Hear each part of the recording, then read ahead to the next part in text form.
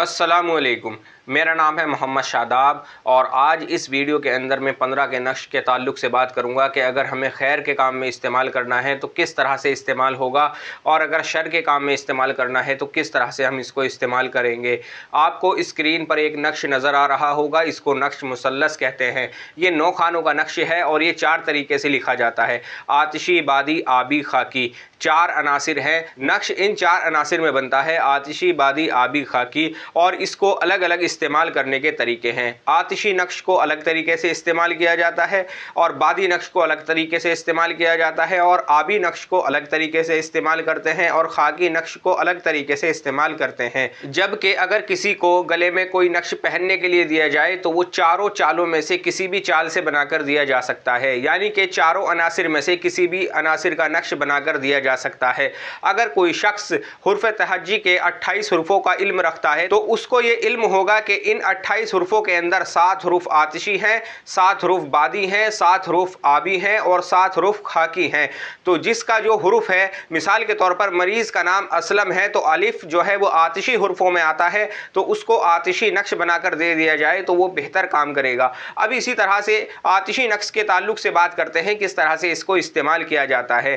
खैर के काम में किस तरह से हम इसको इस्तेमाल करेंगे। मिसाल के तौर पर किसी का इलाज करना है, शिफाए अमराज के तावीज़ लिखने हैं या हुब के तावीज़ लिखने हैं या किन्हीं भी 2 शख्स में मोहब्बत पैदा करनी है, बहरहाल जायज़ अगर मकसद है तो उसमें किस तरह से इस्तेमाल होगा। खैर के काम के लिए हम इसको सफ़ेद कागज़ पर लिखेंगे और अर्के गुलाब और ज़ाफ़रान से लिखेंगे। सफ़ेद कागज़ का इंतखाब करेंगे और अर्के गुलाब और ज़ाफ़रान का इस्तेमाल होगा, जबकि शर के काम के लिए अलग तरीके से इस्तेमाल होता है। इसी तरह से जब हम खैर के नक्श तैयार कर लेते हैं, खैर के काम के लिए जो नक्श तैयार किए जाते हैं उनमें जो धुनी का इस्तेमाल होता है वो गोगल की धुनी या ऊद की धुनी या मस्तगी की धुनी का इस्तेमाल होता है। और इसी तरह से खैर के काम के लिए जो नक्श लिखे जाते हैं वो सफ़ेद कागज़ या हिरन की झिल्ली के ऊपर लिखे जाते हैं।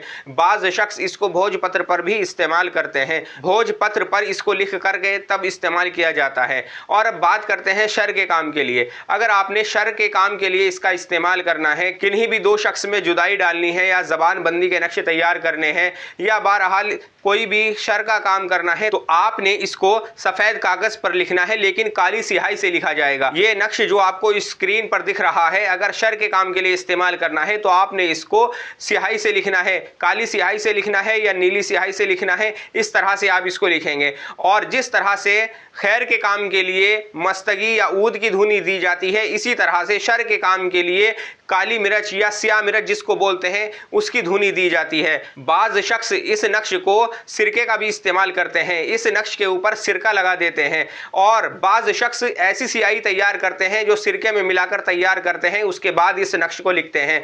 शर के काम के लिए बहुत तेज़ तरीके से ये काम करता है।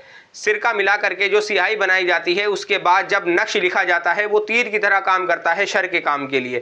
तो इसी तरह से अलग अलग तरीके से इसको इस्तेमाल किया जाता है। और जब हम खैर के लिए काम करते हैं तो इस नक्श को बेहतर है कि आप सुबह 12 बजे से पहले पहले इसको बनाएं, और अगर कोई शर का काम करना है तो शाम के वक्त में इसको बनाएं या रात में इसको बनाएं। तो इंशाअल्लाह ये छोटी सी मालूमात मैंने आपको दी है आने वाली वीडियो में, और इंशाअल्लाह मज़ीद इसके ताल्लुक से बात करूँगा। आज की वीडियो में इतना ही, और किसी ताल्लुक से आपका कोई सवाल है तो आप मेरे व्हाट्सएप नंबर पर मुझसे राब्ता करें या मुझे कमेंट करें। अस्सलामु अलैकुम।